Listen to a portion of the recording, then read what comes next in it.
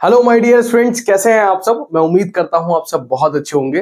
तो आपका जो कोर्स है एमएमआई का, मेट्रोलॉजी एंड मेजरिंग इंस्ट्रूमेंट का, वो एक हफ्ते पहले शुरू किया जा रहा है।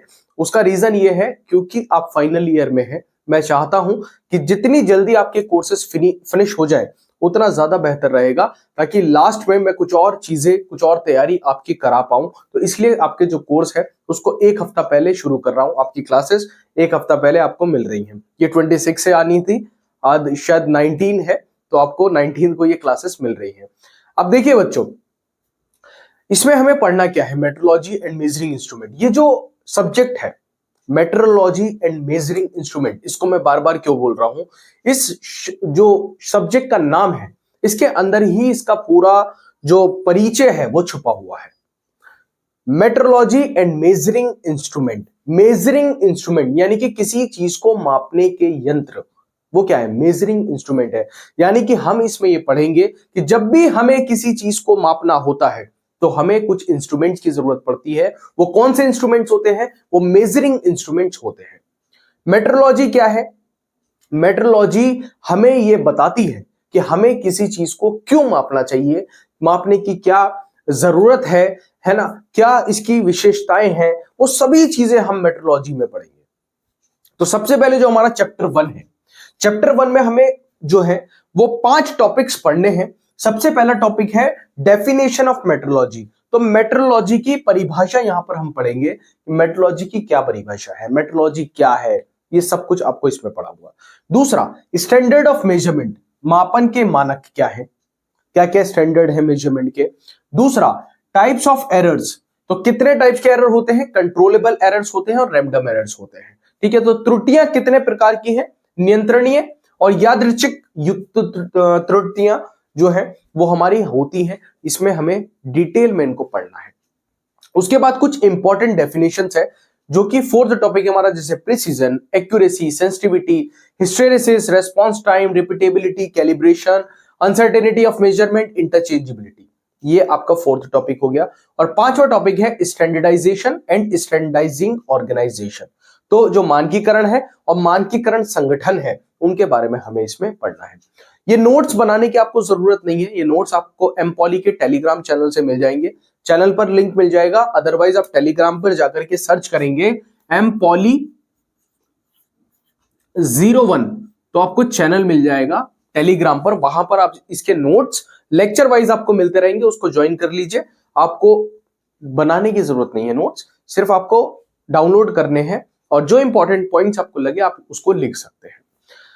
अब सबसे पहले हम जो पढ़ेंगे इसमें, वो पहला टॉपिक अपना पढ़ेंगे कि हमारा जो डेफिनेशन है मेट्रोलॉजी का वो क्या है। देखो बच्चों, मेट्रोलॉजी बताता क्या है, मेट्रोलॉजी की जरूरत क्या पड़ी वो सबसे पहले आपको बताते हैं। जैसे ये मेरी इंक की बॉटल है, ये इंक की बॉटल है। ये इंक की बॉटल जिस भी कंपनी ने डिजाइन की उसने इसको दो पार्ट में डिजाइन किया। एक पार्ट में इसका कैप डिजाइन किया और एक पार्ट में इस ये बॉटल डिजाइन हुई। तो दोनों अलग अलग डिजाइन है, दोनों अलग अलग प्रोडक्ट है। लेकिन क्या हुआ, इन्हें एक ही जगह मिलाकर के एक प्रोडक्ट बनाना था जिसका नाम क्या था, इंक बॉटल था, क्योंकि इसमें हमें क्या बननी थी, इंक भरनी थी।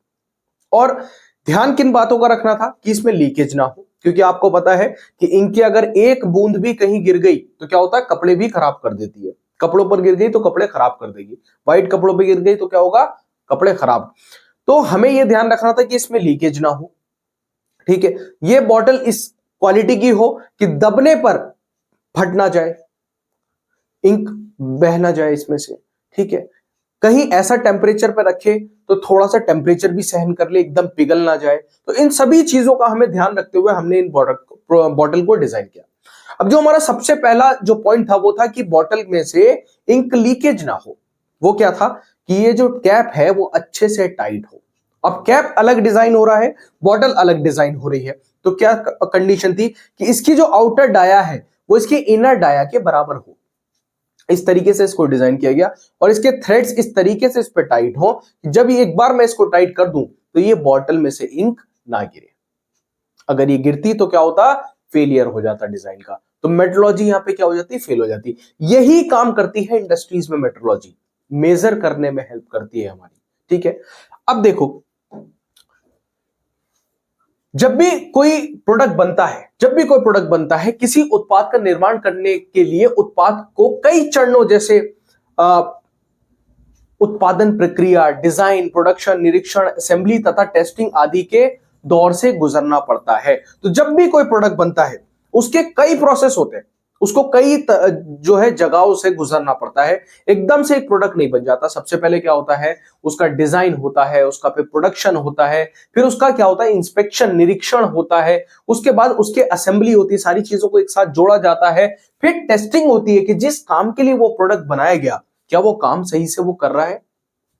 अगर नहीं कर पा रहा है तो क्या है, वो फेलियर है, और कर रहा है तो उसको फिर मार्केट में भेजा जाता है। सपोज ये मार्कर ही डिजाइन किया गया, तो मार्कर के देखो कितने हिस्से, कैप है, फिर ये वाला हिस्सा, ये हिस्सा अलग हो जाता है, इसके अंदर एक क्या है, इंक है, और ये नेप अलग है। तो हर चीज को अलग अलग डिजाइन किया गया, उसके बाद इन्हें असेंबल किया गया, और असेंबल करने के बाद इनको मार्केट में भेजा गया टेस्टिंग के बाद। तो ऐसे ही हर प्रोडक्ट को इन प्रक्रियाओं से गुजरना पड़ता है, हर प्रोडक्ट को इन प्रक्रियाओं से गुजरना पड़ता है। अब इसमें क्या है, जितने भी कर्मचारी इस प्रोसेस में काम कर रहे हैं, चाहे वो सुपरवाइजर हो, चाहे वो आपका टेक्नीशियन हो, चाहे वो इंजीनियर हो, आप लोग क्या है, इंजीनियर्स हैं, आप लोग सुपरवाइजर नहीं है, आप लोग वर्कर्स नहीं है, आप लोग क्या है, इंजीनियर्स हैं। तो जितने भी इंजीनियर्स काम कर रहे हैं उन्हें मेट्रोलॉजी इसीलिए पढ़ाया जाता है ताकि उन्हें मेट्रोलॉजी का भली भांति ज्ञान हो, उन्हें मेट्रोलॉजी के बारे में पता हो कि मेट्रोलॉजी क्या है। इसीलिए मेट्रोलॉजी का ज्ञान होना आवश्यक है, ताकि जो हमारा प्रोडक्ट है उसकी क्वालिटी और उसका स्टैंडर्ड जो है वो मेंटेन रहे।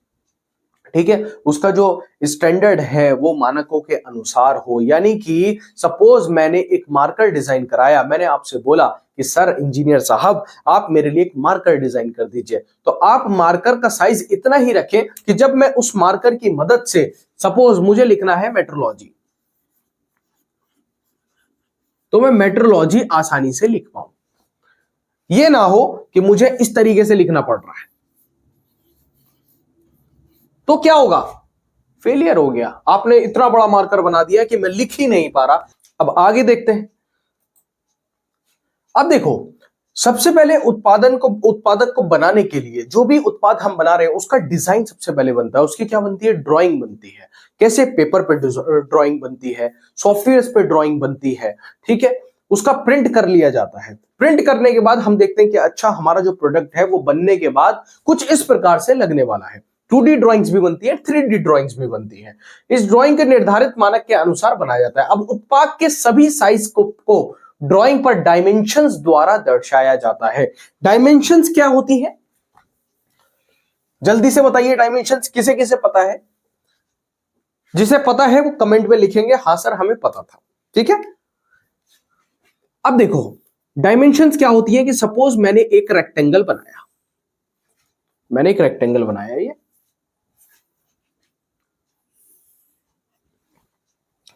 और मैंने आपसे कहा कि सर रेक्टेंगल तो आपने बना दिया, लेकिन मैं कैसे मानूं कि ये रेक्टेंगल है?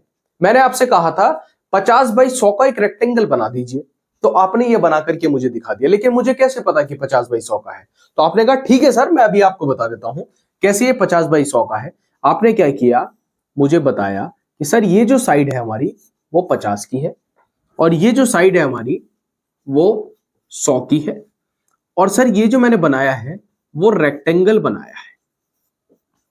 ठीक है, और हमें पता है कि रेक्टेंगल की कोई दो साइड्स बराबर होती हैं, यानी कि ये 50 तो ये भी 50, ये 100 तो ये भी 100, और क्या बना है, ये रेक्टेंगल बना है। तो तब मेरी समझ में आया कि अच्छा आपने एक 50 बाई 100 का एरिया मुझे बना करके दिया है, किसकी शेप में, रेक्टेंगल की शेप में। तो इसको बोलते हैं डायमेंशन आपने बता दी।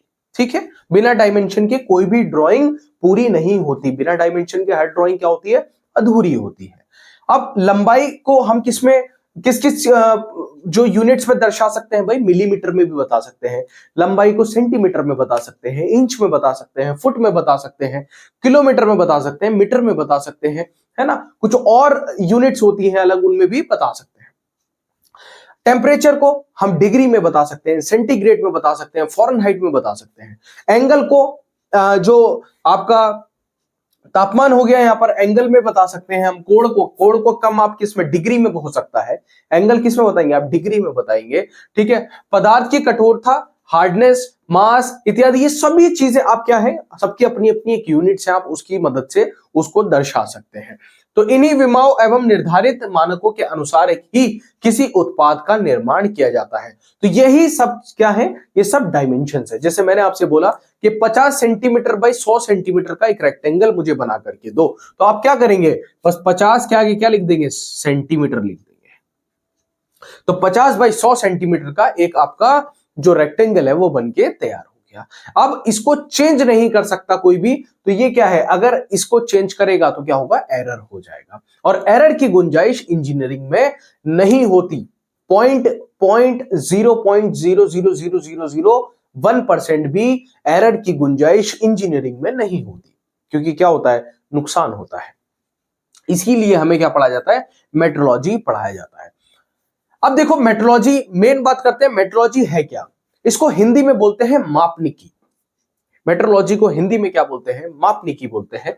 इंजीनियरिंग के में किसी उत्पाद का निर्माण करने के लिए उस उत्पाद को निर्धारित मानकों के अनुसार इस प्रकार बनाया जाता है कि उसकी विमाओं हाई एक्यूरेसी वाली हो तथा उसका क्वालिटी जो हो अंतरराष्ट्रीय स्तर का हो। क्या हुआ, एक एग्जाम्पल से समझो कि जब धीरे धीरे सभी देशों ने तरक्की करनी शुरू की तो सब अपने अपने प्रोडक्ट्स लाए। अब जैसे सपोज हमारा देश था प्यारा भारत, तो यहां था इंडिया और इधर था अमेरिका, चाइना, है ना, जापान। तो क्या किया कि इंडिया ने भी कोई प्रोडक्ट बनाया। इंडिया ने सपोज एक प्रोडक्ट बनाया ए, अमेरिका ने बनाया बी, चाइना ने भी बनाया कुछ सी और जापान ने भी बनाया डी। अब इन सब ने, चारों देशों ने अपने अपने बेस्ट प्रोडक्ट बनाए, लेकिन इनके सबके प्रोडक्ट क्या थे, इसके पास भी ए पेन था, इसके पास भी बी पेन था, इसके पास भी सी पेन था और इसके पास भी डी पेन था। तो चारों देशों ने क्या बनाया, पेन ही बनाया, सबने अपना अपना पेन बनाया। अब भारत ने सबसे पहले पेन बनाया। हमारा देश क्या है, प्यारा भारत, वो आगे रहता है हर चीज में। तो भारत ने जो सबसे पहले ए पेन बनाया, तो भारत ने ये कोशिश की कि जो हमने पेन बनाया था हम उसकी क्वालिटी को इतना अच्छा रखें कि हम अंतरराष्ट्रीय लेवल पर, इंटरनेशनल लेवल पर भी कंपीट कर पाए। कोई भी देश पेन बना ले, लेकिन जो पेन है वो कौन से देश का बिके, वो भारत का बिके।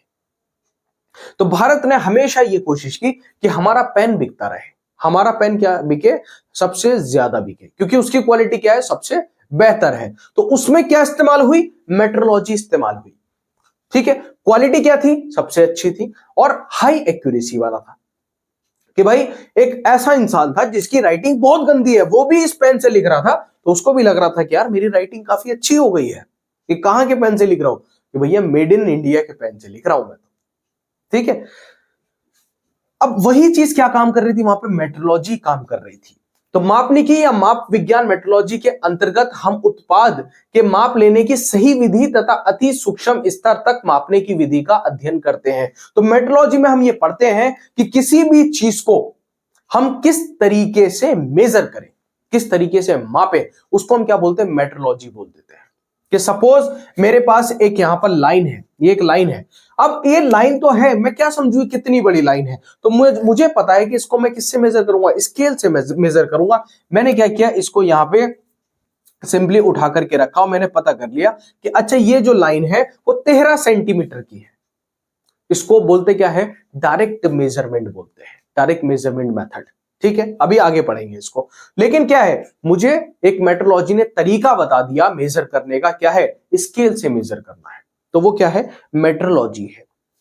अब इंजीनियरिंग का वह विषय जिसके अंतर्गत मापन की मापन इकाइयों यानी कि standard unit of measurement, measuring instruments, apparatus और मेजरिंग मेथड्स के बारे में अध्ययन किया जाता है उसको हम क्या बोलते हैं, मेट्रोलॉजी बोलते हैं। तो मेट्रोलॉजी क्या कर रहा है, मेट्रोलॉजी मेजरिंग इंस्ट्रूमेंट के बारे में पढ़ा रहा है, एपरेटस के बारे में पढ़ा रहा है, हमें जितने भी मापने वाली चीजें हैं उनके बारे में हमें पढ़ा रहा है। कौन सा सब्जेक्ट, मेट्रोलॉजी। आसान है, क्लियर हुआ? क्लियर हुआ तो जल्दी से कमेंट करो कि हाँ सर इतना हमें क्लियर हुआ, तो मुझे भी लगेगा कि हाँ हमारी मेहनत सही डायरेक्शन में हो रही है। आगे देखते हैं। मापनिकी इंजीनियरिंग का ऐसा विषय है जिसमें किसी उत्पाद की गुणवत्ता उच्च स्तर पर बनाए रखने के लिए उस उत्पाद के निरीक्षण हेतु मापन इकाइयों, मापन यंत्रों, उपकरणों व मानक विधियों का गहन अध्ययन किया जाता है।